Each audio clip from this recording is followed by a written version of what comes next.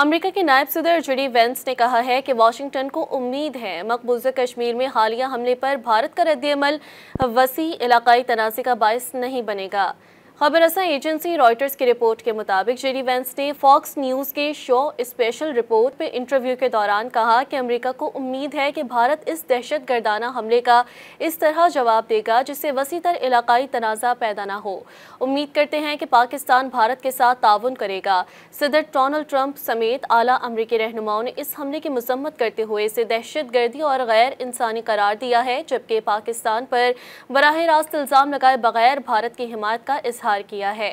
भारत खत्ते में अमेरिका का एक अहम पार्टनर है क्योंकि वाशिंगटन का मकसद नई दिल्ली की मदद से चीन के बढ़ते हुए असर व रसूख का मुकाबला करना है। दूसरी जानिब 2021 में अफगानिस्तान से अमरीकी इनखला के बाद पाकिस्तान की अहमियत अमरीका के नज़दीक पहले जैसी नहीं रही, ताहम पाकिस्तान अब भी वाशिंगटन का इत्तेहादी है।